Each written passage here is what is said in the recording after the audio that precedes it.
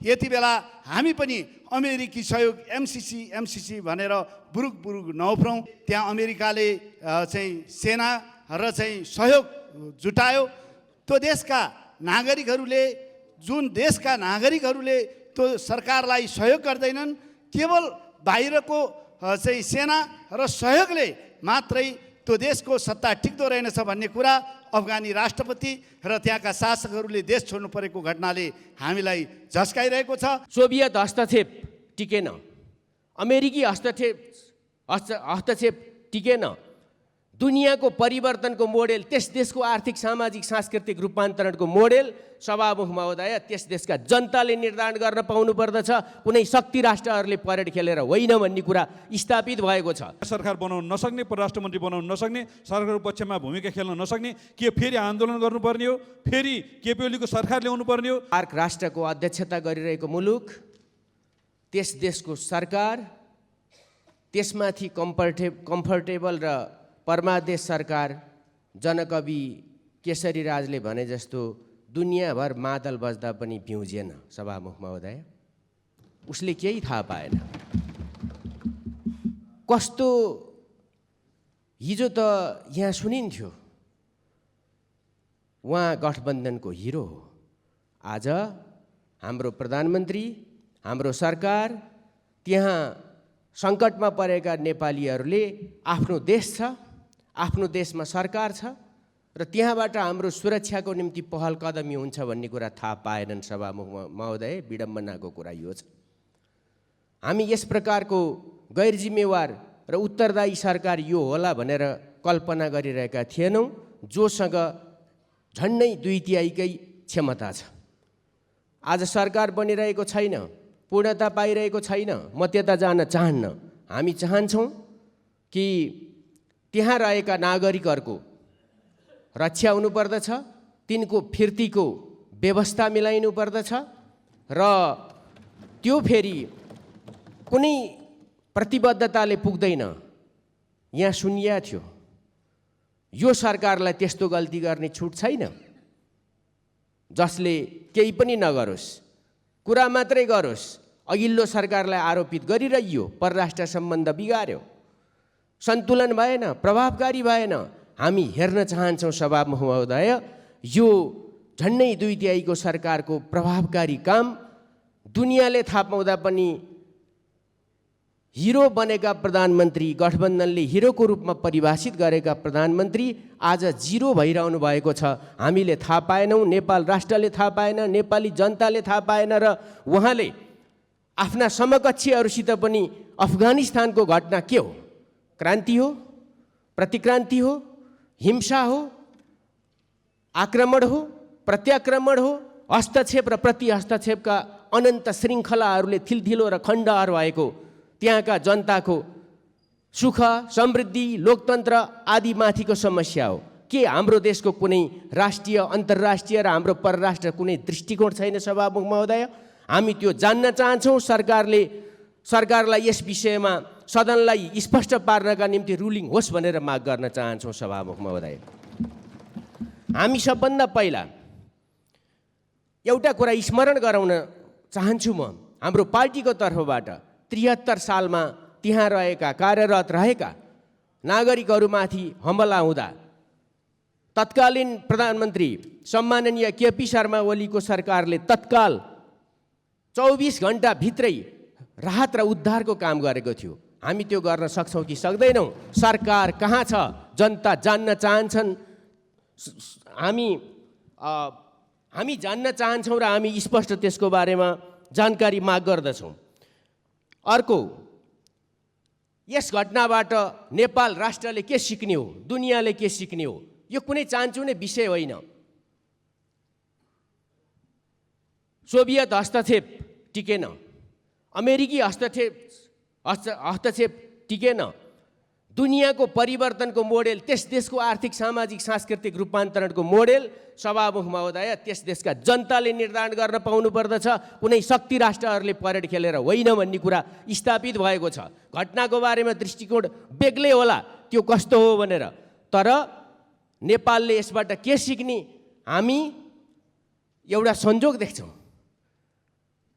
दुईटै राष्ट्रपतिहरू कारजाई र गनी ग्रिन कार्ड होल्डर हुनुहुन्थ्यो। उहाँहरू हात हल्लाउँदै आउनुभयो र हात हल्लाउँदै जानुभयो। त्यसो भएको हुनाले मैले यो विषय स्पष्ट फेरि पनि राख्न चाहन्छु, नेपाल राष्ट्रको दृष्टिकोण छ कि छैन सार्कको अध्यक्षको हैसियतले, सम्माननीय सभामुख महोदय। त्यसैले हामीले आफ्नो देशहरूमा यस घटनाबाट के सिक्ने हो, के बुझ्ने हो र यस प्रकारका हस्तक्षेपहरू, वैदेशिक हस्तक्षेपहरू कुनै पनि स्वाधीन राष्ट्रका निम्ति कामयाबी हुँदैनन्, अर्थहीन हुन्छन् भन्ने कुरा हामीले सिक्नुपर्दछ। र त्यही देशमा बलियो राष्ट्रवादी शक्ति, दलहरू वा राष्ट्रिय शक्तिको निर्माण हुनुपर्दछ भन्ने कुरा देखिएको छ। हामी चाहन्छौँ कि सरकारले यस विषयमा संसदलाई जानकारी गराउनु पर्दछ, त्यहाँ रहेका नागरिक सुरक्षित छन् र सुरक्षित फर्काइनेछ भन्ने प्रतिबद्धता व्यक्त गर्नुपर्दछ र त्यो प्रतिबद्धता सँगसँगै एक्सन गर्नुपर्दछ।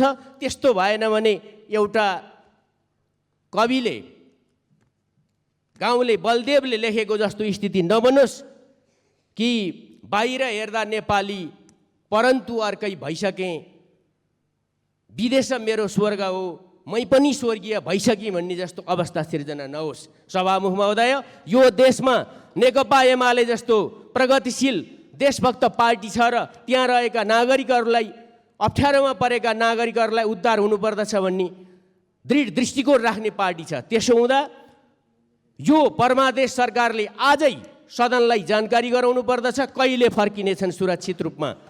अफगानमा बसेका, यहाँ अप्ठ्यारोमा परेर गएका, त्यहाँ पनि उनको आँसु, त्रास र पीडा, तिनका परिवार, तिनका आफन्तजनहरू आज छटपटिएका छन्। उनीहरूले सूचना पाउनु पर्दछ, सरकारको तर्फबाट प्रतिबद्धता पाउनु पर्दछ।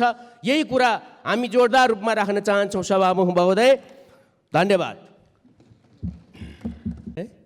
एउटा सार्वभौम स्वतन्त्र देशसँग सम्बन्धित उसले गर्नुपर्ने कर्तव्यसँग सम्बन्धित अत्यन्त गम्भीर विषय म सम्माननीय सभामुख महोदय मार्फत नेपाल सरकार समक्ष राख्न चाहन्छु।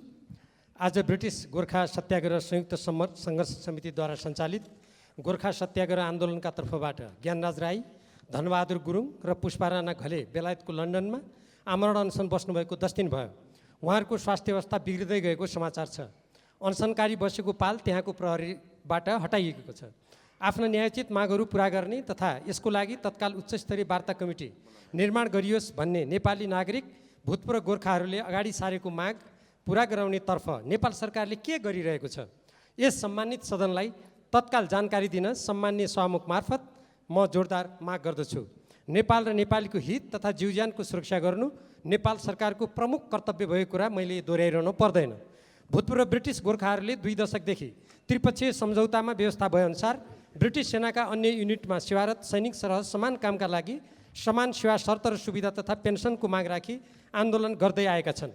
नेपाल सरकारको पनि गोर्खा सेनालाई बढुवा कल्याणकारी व्यवस्था र अन्य सुविधामा मातृ सेनाका अन्य युनिटहरूले पाएसरको समान व्यवहार गर्नुपर्ने सुझाव रहेको छ, तर यसको लागि कुनै ठोस पहल आजसम्म भएको देखिँदैन।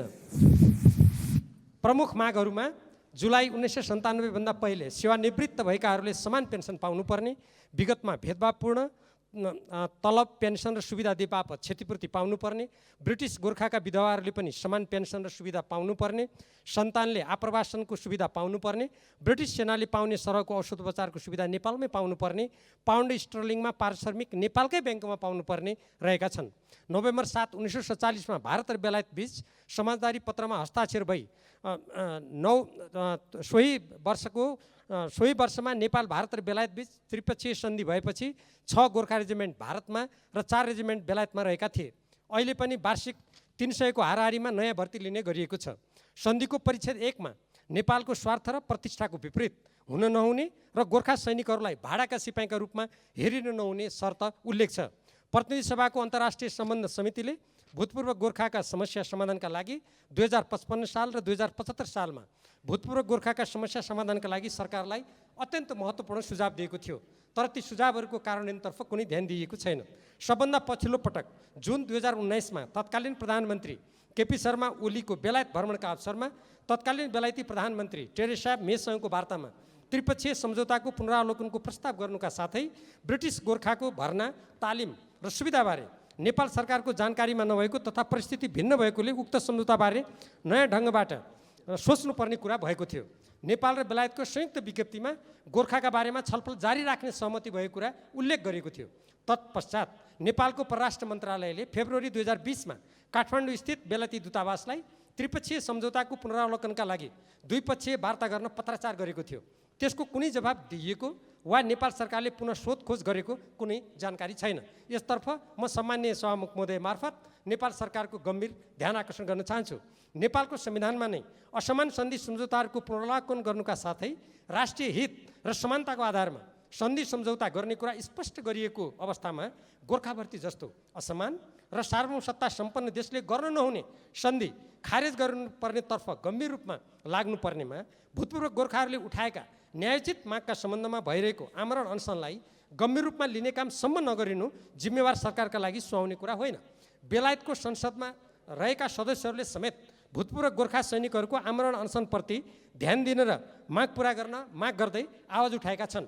गोर्खा सैनिक ब्रिटिस सरकारका पक्षबाट युद्धमा होमिएको र यो तहको त्याग र बलिदान गर्दा समेत त्यसको अनुपातमा पुरस्कृत गर्ने तथा उचित क्षतिपूर्ति प्रदान गर्नुपर्नेमा उल्टै मानवोचित र न्यायपूर्ण व्यवहार गरिएको पाइँदैन। पहिलो र दोस्रो विश्वयुद्धमा मारिएका, हराएका एवं घाइते भएका गोर्खा सैनिकहरूको तथ्याङ्क तयार गरी पीडित र पीडितका परिवारलाई क्षतिको अनुपातमा क्षतिपूर्ति उपलब्ध गराउन ब्रिटिस सरकारसँग पहल गरिनुपर्छ भनेर अन्तर्राष्ट्रिय सम्बन्ध समितिले व्यवस्थित रूपमा प्रतिवेदन यसअगाडि नै दिइसकेको छ।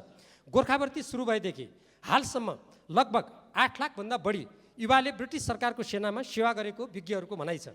औसत 4 जना परिवारका सदस्यको दरले हिसाब गर्दा यसबाट 32 लाख बढी जनसङ्ख्या प्रभावित हुन पुग्छ। 16 लाख बालबालिकाहरू प्रभावित भएका देखिन्छन्।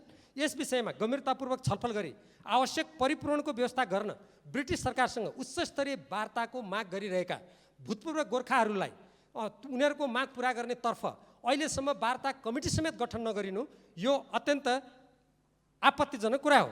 10 पुस्तादेखि ब्रिटिस सेनामा सेवारत व्यक्तिका परिवार आज पनि गरिबीको माग खेप्न बाध्य छन्।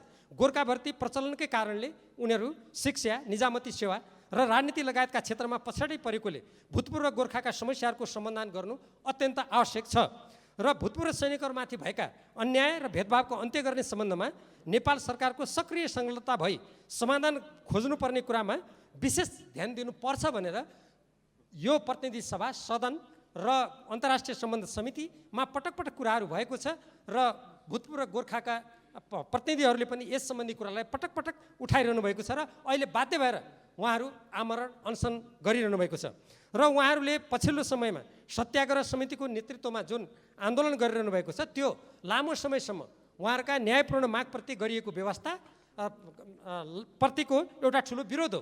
यस्तो स्थितिमा नेपाल सरकारले आफ्ना विदेश स्थित नागरिकहरूको हक हितको सम्बन्धमा तत्काल आवाज उठाउनु पर्नेमा हालै परराष्ट्र मन्त्रालयबाट अन्तर्राष्ट्रिय सम्बन्ध समितिमा जानकारी गराइएको एउटा पत्रमा उल्टै भूतपूर्व गोर्खाहरूले यसरी आमरण अनसन गर्नु यो सुहाउने कुरा होइन भनेर पत्र पठाएको देख्दा स्वयं अन्तर्राष्ट्रिय सम्बन्ध समितिमा काम गर्ने हामी प्रतिनिधि सभा, त्यसका सदस्यहरू हामी लज्जित भएका छौँ। आफ्ना देशका नागरिकहरूको बारेमा जोरदार रूपमा आवाज उठाउने र उनीहरूको हकितको लागि सरकार अग्रसर हुनुपर्नेमा त्यतातर्फ ध्यान नदिएर उल्टै आफ्नो न्यायोचित माग उठाउने भूतपूर्व गोर्खाहरूलाई हतोत्साहित गर्ने प्रकारका गतिविधि गरिनु अत्यन्त खेदजनक कुरा हो। तसर्थ म सम्माननीय सभामुख महोदय मार्फत भूतपूर्व गोर्खाहरूले आज 10 दिन लामो जुन आमरण अनसन गरेको अवस्था छ, उहाँहरूको स्वास्थ्य स्थिति बिग्रिएको अवस्था छ, यसको लागि कमसेकम तत्काल नेपाल सरकारको संलग्नतामा समेत बेलायती सरकारका जब त्यहाँका सांसदहरूले समेत आवाज उठाइरहेको स्थितिमा तत्काल उच्च स्तरीय वार्ता समिति गठन गरेर यो आमरण अनसनबाट ती जो स्वास्थ्य स्थिति बिग्रिँदै गएका भूतपूर्व गोर्खाका मैले अघि उल्लेख गरेका 3 जना व्यक्तिहरूको ज्यान जोखिममा पर्ने काम नहोस् र तत्कालीन उच्च स्तरीय वार्ता समिति गठन गरेर बेलायती सरकारसँग हाम्रो त्रिपक्षीय सन्धि सम्झौतामा भएका ती प्रावधान त छँदैछन्, अझ त्यसपछि स्वयं त्यहाँ एउटा संयुक्त जुन कमिटी बनाइएको थियो त्यो कमिटी टेक्निकल कमिटी भन्ने छ, जसलाई प्राविधिक समिति भन्छ, त्यसले समेत वार्ता उच्च स्तरमा गर्नुपर्ने भनेर सिफारिस गरिरहेको अवस्थामा त्यसप्रति व्यवस्था हुने काम नहोस् र नेपाल सरकार यो नेपालको संविधानमा उल्लेखित असमान सन्धि सम्झौताहरूलाई पुनरावलोकन गर्ने, नेपालको राष्ट्रिय हक हितको संरक्षण गर्ने जुन नेपालको संविधानको निर्देशन छ त्यो निर्देशन मुताबिक यो सरकारले काम गरोस् र यस सम्बन्धमा के भइरहेको छ भन्ने कुरा तत्काल यो सम्बन्धित सदनलाई नेपाल सरकारले जानकारी गराओस् भनेर माग गर्न चाहन्छु। धन्यवाद। गरेर प्रतिवेदन ल्याउँछु तर ल्याउँदैन। भारतीय पक्ष भन्छ घटनामा भारतीय संलग्नता छैन। संसारले देख्ने गरी भएको यो जघन्य अपराध चाहिँ अपराध हो भनेर चर्को स्वरमा मेरो सरकार किन भन्न सक्दैन? मेरो देशका प्रधानमन्त्री, भारतका प्रधानमन्त्रीलाई आँखामा आँखा जुदाएर यो अपराधमा कारबाही गर भनेर कहिले भन्न सक्नुहुन्छ? त्यसैले यस्तै बेला केपी ओलीको याद आउँछ र आज सबैले भनिरहेका छन् we miss you KP Oli भनेर। सम्माननीय सभामुखज्यू, अफगानिस्तानमा नेपालीहरूले जीवन याचना मागिरहेछन्, हारगुहार गरिरहेका छन्, तर सरकारको परराष्ट्र मन्त्रालय भन्छ अफगानी भूमिमा कति नेपाली छन्, कस्तो अवस्थामा छन् एकिन थाहा छैन। परराष्ट्र मन्त्री नभएका हुनाले कूटनीतिक पहल गर्न कठिन भएको छ भन्छ। म भन्न चाहन्छु सरकारलाई वेबसाइटमा दरखास्त मागेर नेपालीको जीवन सुरक्षा हुँदैन। अविलम्ब कूटनीतिक पहल गरी नेपाली ध्वजवाहक जहाज अफगानी भूमिमा पठाएर नेपाली नागरिकको सकुशल उद्धार गरियोस्। हार्दिक धन्यवाद। माननीय श्री भरत कुमार शाह।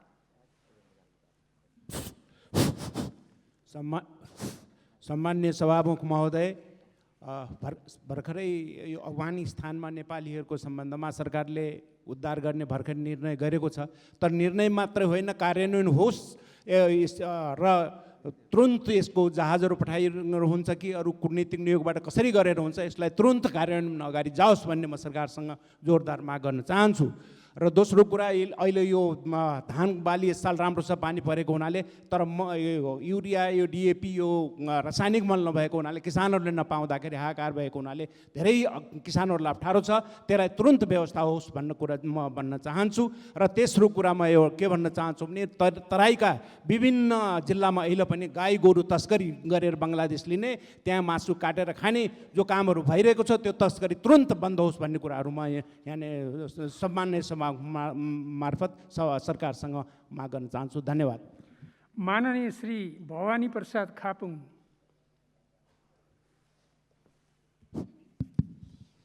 सम्मान्य सभामुख महोदय, भूतपूर्व गोर्खा सैनिकहरूले बेलायती सरकारले गोर्खा सैनिक र बेलायती सैनिक बीचमा गरेको भेदभावका विरुद्धमा लामो समयदेखि आन्दोलन गर्दै आएका छन्।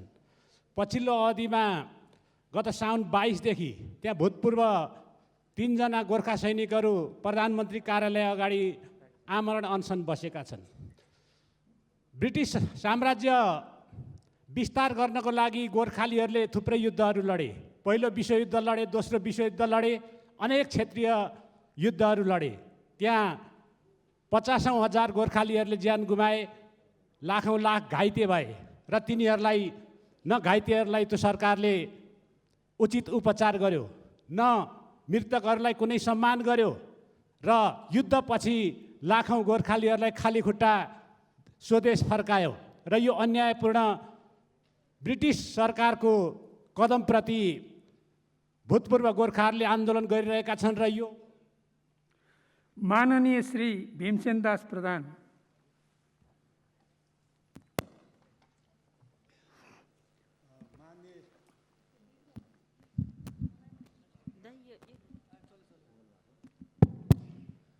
सम्माननीय सभामुख महोदय, काठमाडौँ राजधानीको सौन्दर्यता भनेको उपत्यका वरिपरिका हरियाली डाँडाहरू नै हो।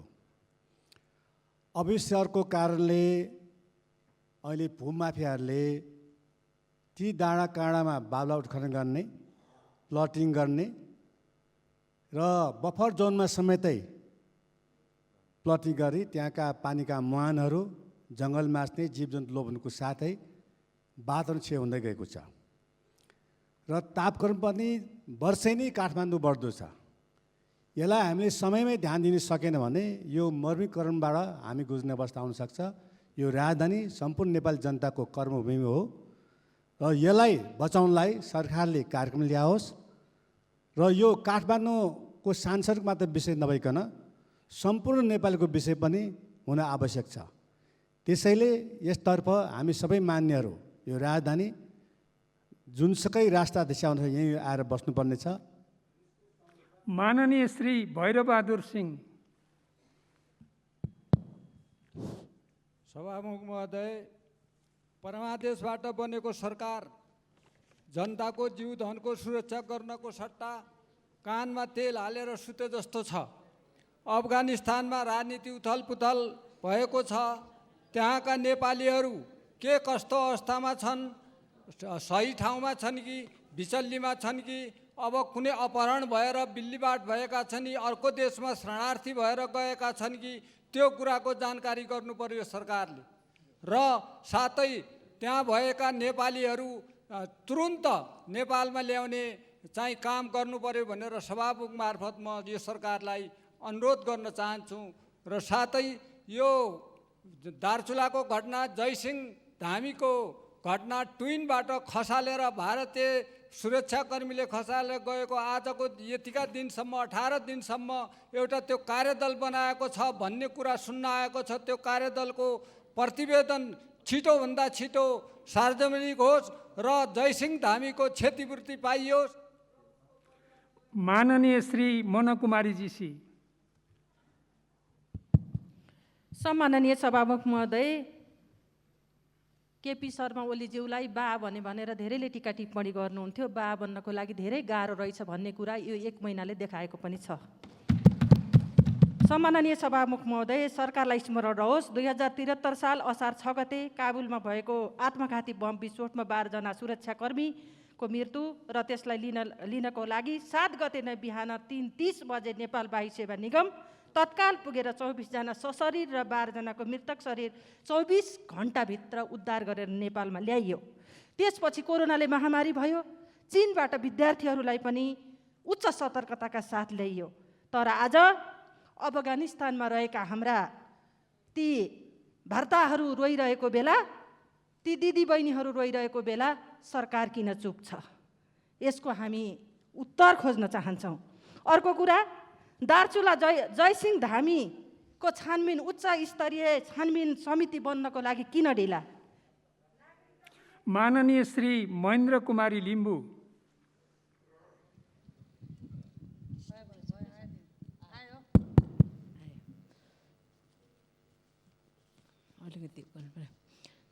सभामुख महोदय मार्फत जुन अफगानिस्तानको घटना हामी सबै नेपालीलाई चिन्तित छौँ र चिन्ता छौँ र नेपाल सरकारले तुरुन्तै उद्धार गर्ने भनेर निर्णय गर्नुभएको छ। त्यसमा म नेपाल सरकारलाई धन्यवाद दिन चाहन्छु। र नेपाल अँध्यारोलाई उज्यालो बनाउने जुन कुलमान घिसिङलाई हाम्रो प्रधानमन्त्रीज्यू र मन्त्रीमण्डलले जुन ल्याउनु भएको छ त्यसमा पनि म धन्यवाद दिन्छु। र हाम्रो प्रधानमन्त्रीले जुन दिन विश्वासको मत लिनुभयो त्यसै दिन खोप खोप भनेर नेपाली बचाउने अभियान लाउनु भएको थियो, त्यो पनि म धन्यवाद दिन चाहन्छु। किनकि स्वास्थ्य मन्त्रीज्यू स्वयंले जुन सरकारले दिएको निर्देशनअनुसार काम मैले घर घरमा बुढाबुढीहरूलाई खोप, रोगीहरूलाई खोप, अपाङ्गहरूलाई घर घरमा गएर त्यो सुविधा पाएको छ। आदरणीय स्वास्थ्य माननीय श्री महेश बस्नेत। सभामुख महोदय, अफगानिस्तानमा अल्पत्र परेका 15,000 जनता फिर्ता ल्याउने कुरामा सरकारले किन ढिला गरिरहेको छ? अनलाइन फर्म भरेर समिति बनाएर सरकार पन्छिन मिल्छ। जयसिंह धामी प्रकरणमा उनी हराएको आज 18 दिन भएको छ। 10 दिने आयोग कहाँ बेपत्ता भएको छ? यो जनताले खोजिरहेका छन्।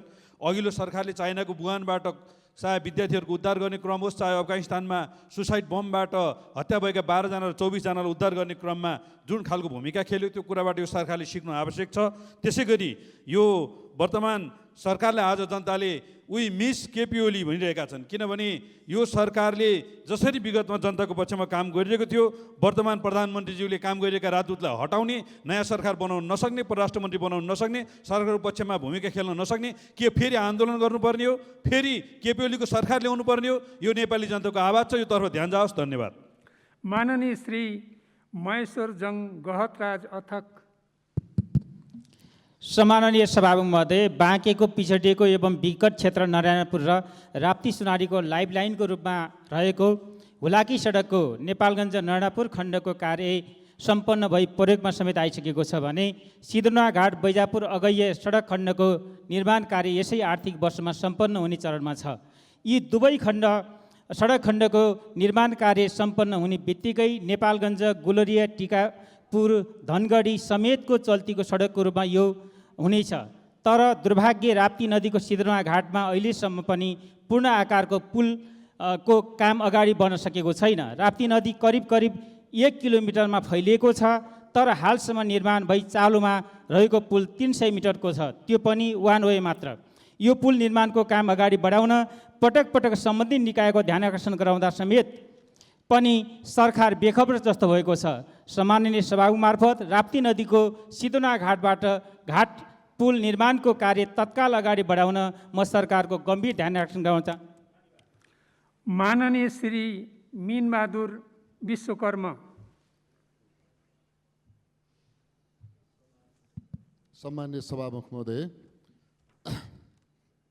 रानी किमाथाङका जोड्ने कोशी राजमार्ग पहिले सडकको मापदण्ड 15-15 मिटर दायाँ बायाँ छोडेर घर नक्सा पास गरिने भनिए तापनि ठाउँअनुसार धरानको 3 कुनेदेखि भानुचोकसम्म 72 फिट, बजारमा 50 फिट र 2056 सालदेखि घर नक्सा पास हुँदै आएको छ। यही कायम भएर 2072 सालमा फेरि सडकको मापदण्ड 62 मिटर कायम गरियो र मुआवजा धेरैले पाएका छैनन्, तर घर जग्गा किनबेच धितोबन्धकको हक खोसिएको छ।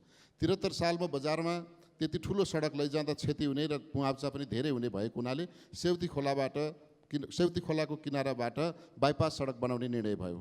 तर फेरि अहिले आएर सरकारले 15-15 मिटर दुवैतर्फ छोडेर 62 मिटरकै बाटो बनाउने गरी स्थानीय तहलाई पत्रचार गरेकोले स्थानीयवासी र बजार निवासी व्यापारी व्यवसायीहरू आतंकित भएका छन्। यसका बारेमा खास कुरा के हो, सत्य तथ्य छानबिन गरी स्थानीयसँग परामर्श गरी स्थानीय निकायको तहको सरकारको परामर्शमा सेउती खोलाबाट। माननीय श्री मीना सुब्बा। सम्माननीय सभामुख महोदय, गोर्खा भूतपूर्व सैनिकहरू विभेदपूर्ण समस्याको दीर्घकालीन समाधानको माग राख्दै बेलायतको प्रधानमन्त्री क्वार्टर अगाडि 10 दिनदेखि भूतपूर्व गोर्खाहरू ज्ञानराज राई, धन गुरुङ, गोर्खा एकल महिला पुष्पा आले अनसन बसिरहेका छन्। उनीहरूको स्वास्थ्य अवस्था गम्भीर हुँदै गएको छ। सभामुख महोदय, भूतपूर्व गोर्खाहरूले 9 नोभेम्बर 1947 सालको त्रिपक्षीय सन्धि सम्झौता मुताबिक समान पेन्सन, समान अधिकारको माग राख्दै आएका छन्। सबैभन्दा विभेदपूर्ण अवस्था 30 वर्षभन्दा माथिका भान्जा भान्जीहरूले बेलायतको आवासीय भिसा पाएका छैनन्। आमा बाबुदेखि उहाँहरू टाढा भएर बस्नु परेको छ। उनीहरूलाई उमेरको विभेद नगरिकन सबैले बेलायत जानु पाउन्। म नेपाल सरकारले समिति गठन गरी समस्याको समाधान गर्न कूटनीतिक पहल गर्नका लागि म सभामुख मार्फत सरकारको ध्यान आकर्षण गर्न चाहन्छु। धन्यवाद। मान्य श्री मीनाक्षी झा।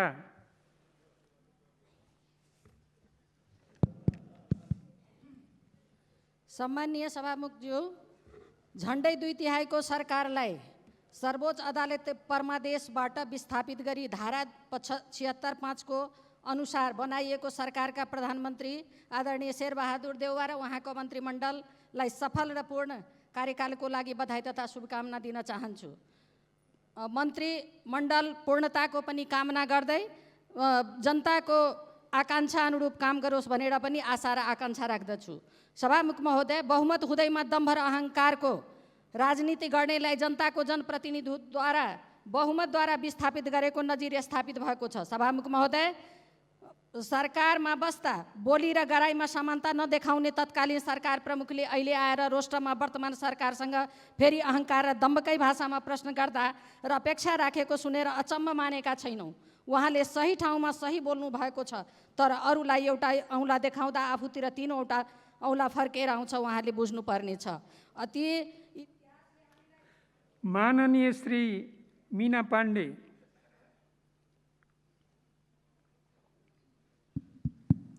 सम्माननीय सभामुख महोदय, देशमा अनगिन्ती समस्या छन्।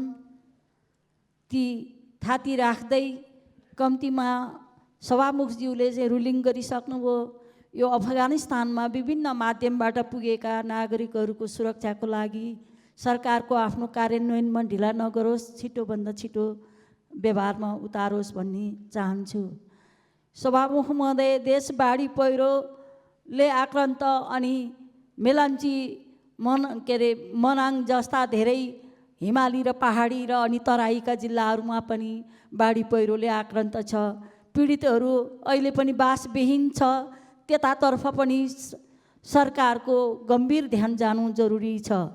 सभामुख महोदय, कोभिड-19ले चाहिँ नि अब तेस्रो लहर पक्रिन लागेको हो कि भन्ने मलाई लागेको छ र 10 वर्षभन्दा मुनिका बालबालिकाहरूको पनि मेरो जानकारीमा आए अनुसार अब माननीय श्री मैना कुमारी भण्डारी।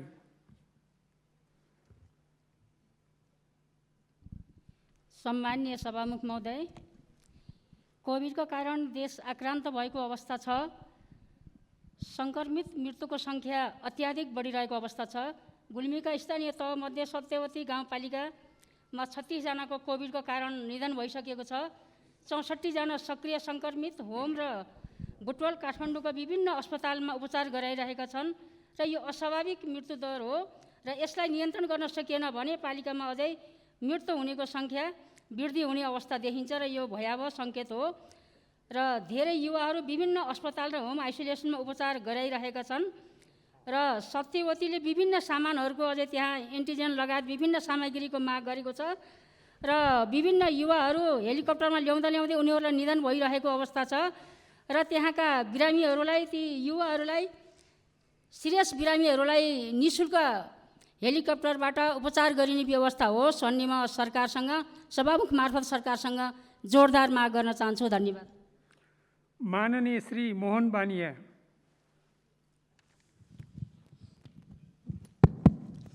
सम्माननीय सभामुख महोदय, अफगानिस्तानको काबुल सहर तालिबानीहरूले अहिले पूर्ण रूपले कब्जा लिइराखेको अवस्था छ।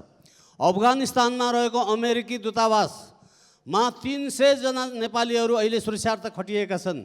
तिनीहरू रेड जोनमा परेका छन्। यो नेपाल सरकारलाई यो जानकारी छ कि छैन?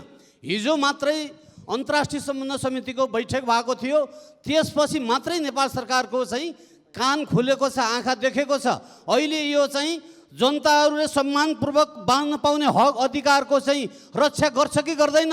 तुरुन्तै चाहिँ अफगानिस्तानमा रहेका चाहिँ नेपालीहरू कति छन् त्यसको तथ्यगत डाटा चाहिँ नेपाल सरकारसँग छैन र अहिले के छ भने विभिन्न चाहिँ म्यान पावरहरूले चाहिँ दिएको डाटा अनुसार 14,500 नेपालीहरू छन् भन्ने छ र अहिले चाहिँ वैदेशिक रोजगार विभागले दिएको डाटा अनुसार 2073देखि चाहिँ 78सम्म 6,636 जना नेपालीहरू चाहिँ उसमा अफगानिस्तानमा छन् भन्ने छ। त्यसै कारणले अफगानिस्तानमा रहेका माननीय श्री यज्ञबहादुर बोगटी।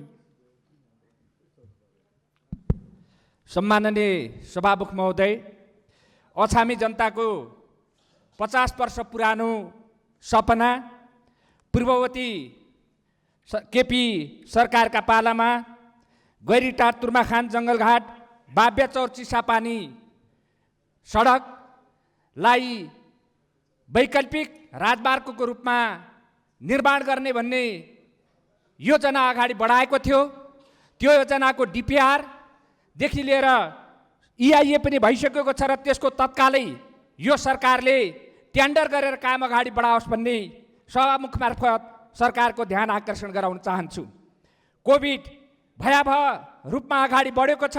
अछाम जिल्लामा पनि त्यसको तीव्र गति अगाडि बढ्दैछ। त्यस कारणले प्रत्येक जिल्ला अस्पतालको स्तर उन्नति गरियोस् र प्रत्येक पालिका स्तरका जुन अस्पतालहरू पूर्ववर्ती सरकारले निर्माण गर्ने कार्यक्रम अगाडि बढाएको छ त्यसमा एकजना डाक्टरको व्यवस्था तुरुन्तै सरकारले गरोस् भन्ने जोरदार माग गर्न चाहन्छु। धन्यवाद। माननीय श्री यज्ञराज सुनुवार। सम्माननीय सभामुख महोदय, अफगानिस्तानमा विकसित घटनाक्रमले त्यहाँ रहेका हजारौँ नेपालीहरू आतङ्कित बनिरहेको समाचार आइरहेको छ। तसर्थ नेपालीहरूको सकुशल रूपमा देश फर्काउनका लागि सरकार गम्भीरतापूर्वक केन्द्रित होस् भन्ने म जोरदार माग गर्न चाहन्छु। सभामुख महोदय, वास्तवमा अरबौँ अरब खर्चेर खडा गरेको अफगानी सेना तालिबानी लडाकु सामु 45 दिन पनि टिक्न सकेन। हामी सबैलाई थाहा छ वास्तवमा जुन ढङ्गले त्यहाँ अमेरिकाले चाहिँ सेना र चाहिँ सहयोग जुटायो, त्यो देशका नागरिकहरूले त्यो सरकारलाई सहयोग गर्दैनन्, केवल बाहिरको चाहिँ सेना र सहयोगले मात्रै त्यो देशको सत्ता टिक्दो रहेनछ भन्ने कुरा अफगानी राष्ट्रपति र त्यहाँका शासकहरूले देश छोड्नु परेको घटनाले हामीलाई झस्काइरहेको छ। र म भन्न चाहन्छु यति बेला हामी पनि अमेरिकी सहयोग एमसिसी भनेर बुरुक नउफ्रौँ, यसतर्फ ध्यान दिउँ। माननीय श्री यशोदा गुरुङ सुवेदी।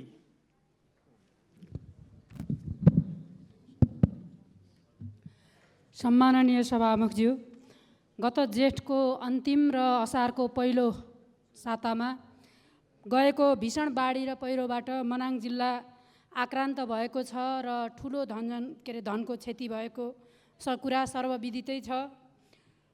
यो क्षति भइसके पछाडि उद्धारका कामहरू निश्चित रूपमा भएका छन्, त्यसलाई हामीले नजरअन्दाज गर्न त सक्दैनौँ, तर ती पर्याप्त भइरहेका छैनन्। अहिलेसम्म पनि सदरमुकामसम्म सडक, खास गरिकन जिल्ला सडक सञ्जालबाट विच्छेद भएको छ। अहिलेसम्म सडक जिल्ला सदरमुकामसम्म पुग्न सकिरहेको छैन। हेलिकप्टरबाट खाद्यान्न ओसार्नुपर्ने बाध्यात्मक स्थिति बनेको छ। यो अवस्थामा मनाङ जिल्लामा एउटा मात्रै एयरपोर्ट सञ्चालनमा छ। सो एयरपोर्ट स्तर उन्नति पश्चात अहिलेसम्म वर्षौँ बितिसक्यो, अहिलेसम्म चाहिँ हवाई जहाज चाहिँ पुग्न सकेको छैन, हवाई सेवा सुरु हुन सकेको छैन। माननीय श्री रङ्गमती साई। सम्मान्य सभामुख महोदय, श्री भागवत महापुराणमा एउटा धन्धुकारी कथामा आफ्नै घर र बाहिर सबै बिगार्ने भत्काउने पात्र हुन्। धन्धुकारीका भाइ जो गोकर्ण जो महान विद्वान थिए, यिनले चाहिँ गीता सुनाएर मोज दिलाउँथे। यथार्थ हाम्रो भाषामा भन्दा 2 तिहाई पाएका पूर्व प्रधानमन्त्री कलियुगका धन्धुकारी नै हुनुभयो, जसले आफ्नो पार्टी र संसद दुवैतिर आफ्नो धन्धुकारीको भूमिका निर्वाह गर्नुभयो। अब गोकर्णको रूपमा सम्माननीय प्रधानमन्त्री शेरबहादुर देउवाज्यूको अवतरण भएको छ। यसमा सबैको कल्याण हुन्छ, ढुक्क हुनुहोस्। यो सरकारले नयाँ नक्सा छापिएको पुस्तकको वितरण रोक्दैन, सांसद र सिंहदरबार अनि पार्टी कार्यालय कुन हो भने छुट्याउन नसक्ने गरी बालुवाटारबाट शासन गर्दैन। ललिता निवास यति ओम्नी र 70 करोड भिडियो प्रकरण व्हाइट बडीमा भएको भ्रष्टाचारको आफै अख्तियारको प्रमुख भएर जवाब दिँदैन। ढुक्क हुनुहोस्। आफूलाई निन्द्रा नलागे राष्ट्रपतिज्यूलाई रातभर जागरण राख्दैन, सत्ता जोगाउन पशुपतिमा जलरी चढाउँदैन, संसदको अपहरण पनि गर्दैन, कातरमा पनि कमिसन खाँदैन, खानेलाई पनि बचाउँदैन, सकेसम्म आफ्नो निजी सम्पत्ति सरकारलाई दिने घोषणा गर्दछ। किनकि यो सरकार नेपाली नागरिकले चुनेको संसदहरूको विश्वासको मतले। माननीय श्री राजबहादुर बुढा छेत्री।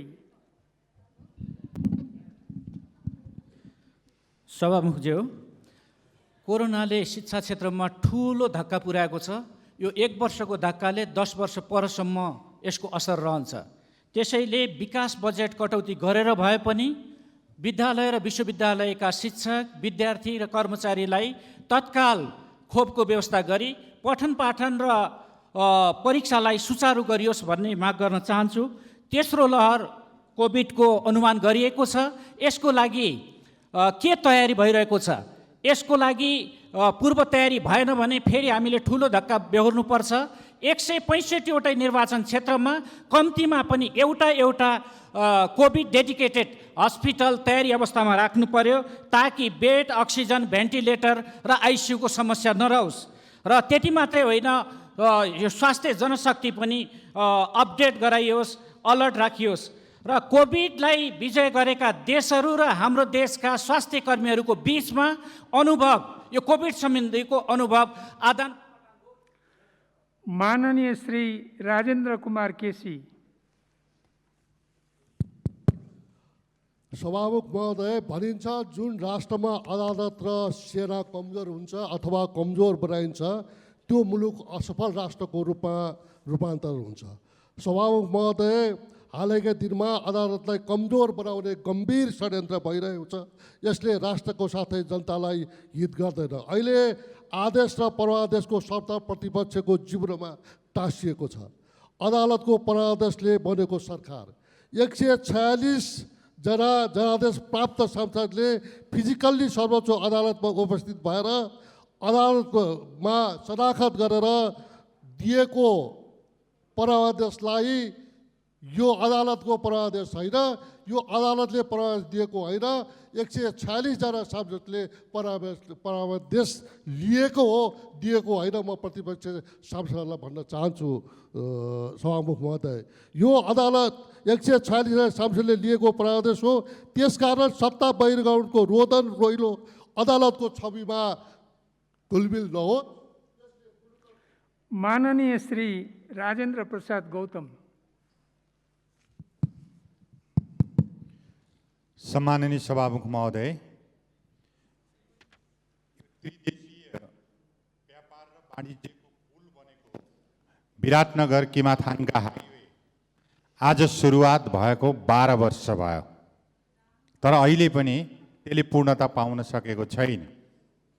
नेपाल सरकारले राष्ट्रिय गौरव आयोजनाको रूपमा परिभाषित गरेको उक्त आयोजना 2065-66 सालदेखि सुरुवात भई 10 वर्षभित्र यो आयोजना पुरा हुन्छ भन्ने कमिटमेन्ट गरेको थियो। तर अहिले आएर फेरि 79-80 मा मात्रै ट्र्याक ओपन गर्न सकिनेछ भनेर आफ्नो ओपिनियन सार्वजनिक गरेको छ। र केही समय अगाडि 18 महिनाको प्रयासपछि विगत 6 महिनादेखि उक्त सडकको ट्र्याक ओपन गर्न बाँकी 14 किलोमिटर सडक नेपाली सेनाले खन्दैछ। 6 महिनाको प्रगति विवरण हेर्दा 500 मिटर मात्रै सडक खन्न सकेको अवस्था। माननीय श्री रामवीर मानन्दर।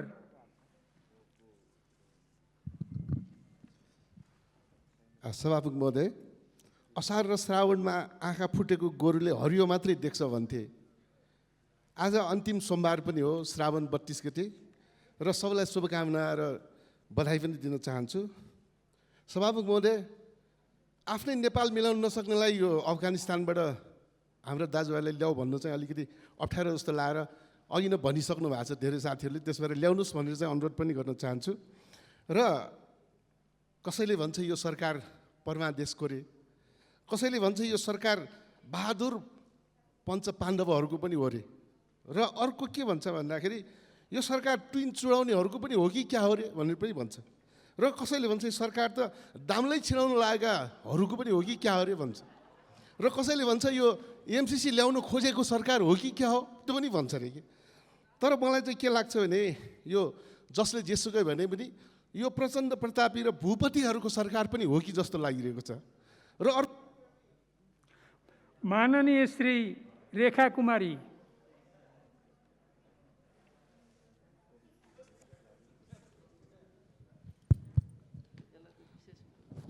सम्माननीय प्रधानमन्त्रीज्यू, भर्खर अफगानिस्तानमा विद्रोही समूह तालिबानले कब्जा जमाएपछि अनेक राष्ट्रले आफ्ना नागरिकलाई सकुशल फिर्ता बोलाए। सम्माननीय सभामुख महोदय, म तपाईसँग प्रश्न गर्न चाहन्छु, यो सरकारलाई ध्यान छ कि छैन यो आफ्नो नेपाली हाम्रो नागरिक कुन अवस्थामा छ, त्यसको स्वास्थ्य अवस्था कस्तो छ, त्यो सकुशल छ कि छैन, कुन पीडामा छ? के यसको लागि हामीलाई संसद तताउनुपर्छ? के यसको लागि हामीले त्यो परिवारजनका व्यक्तिहरूले बाटो तताउनुपर्छ? के सिक्नु भएको छ तपाईँले? तपाईँको नीति के छ? म सरकारलाई प्रश्न गर्न चाहन्छु। र सकुशल यथाशीघ्र इमिडिएट कुनै शर्मको जरुरी छैन, G2G मार्फत त्यो नेपालीहरूको अवस्था के छ, कुन अवस्थामा छ, हामीहरू यो संसदलाई बोध गराउन एकदम जोरदार मागका साथ हामीले यहाँ गम्भीर ध्यान आकर्षण गराउन चाहन्छौँ। धन्यवाद। माननीय श्री रेणुका गुरुङ। सम्माननीय सभामुख महोदय, आज द्वन्द्वग्रस्त अफगानिस्तानमा हजारौँ नेपालीको ज्यान जोखिममा छ, जसको एकिन डाटा सरकारसँग पनि छैन। नेटो फोर्सले छोडेको 1 हप्तामा पुरा अफगानिस्तान तालिबानहरूको फिजिकल कब्जामा छ। राष्ट्रपति अशरफ घानीले देश छाडेको र अफगान सेनाले समेत सरेन्डर गरेको अवस्था छ, जुन विकसित घटनाक्रमबारे हाम्रो सरकार अनभिज्ञ थिएन। तर सरकारले हिजो आइतबार मात्र रेस्क्यु कोअर्डिनेसन कमिटी गठन गरेको छ। अब यसले कहिले पूर्णता पाउने, कहिले डाटा सङ्कलन गर्ने, कहिले रेस्क्यु प्लान बनाएर कार्यान्वयन गर्ने स्वयं सरकारलाई थाहा छैन।